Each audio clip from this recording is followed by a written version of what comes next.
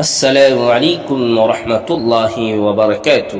محترم ناظرین، انبیاء کرام کے واقعات، صحابہ کرام کے واقعات سننے کے لیے ہمارے چینل کو ضرور سبسکرائب کریں۔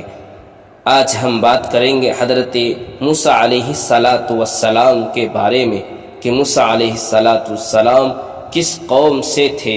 موسیٰ علیہ السلام بنی اسرائیل کے جلیل القدر نبی اور رسول ہیں۔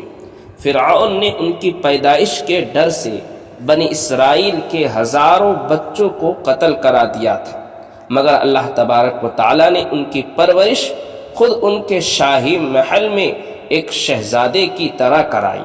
حضرت موسیٰ علیہ السلام جوانی کی عمر میں مصر چھوڑ کر مدین چلے گئے۔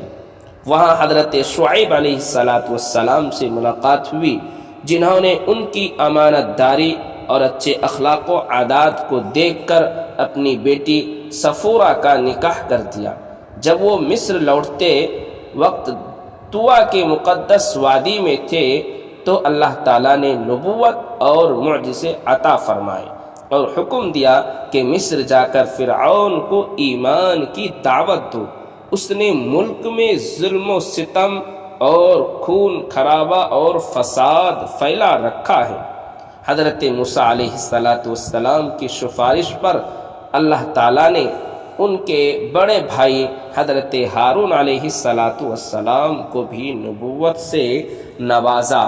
دونوں نے جا کر فرعون کو ایمان کی دعوت دی اور معجزے بھی دکھائے۔ اس کے باوجود بھی فرعون نے ان کو جادوگر کہہ کر نبی ماننے سے انکار کر دیا۔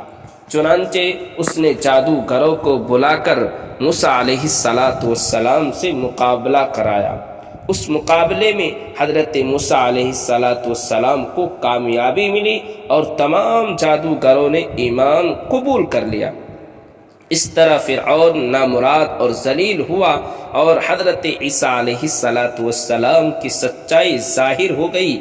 جب فرعون کو تکبر اور نافرمانی حد سے بڑھ گئی تو اللہ تبارک و تعالی نے دریا میں فرعون کو غرق کر دیا اور حضرت موسیٰ علیہ السلام اور ان کی قوم کو فرعون کے ظلم و ستم سے نجات عطا فرمائی۔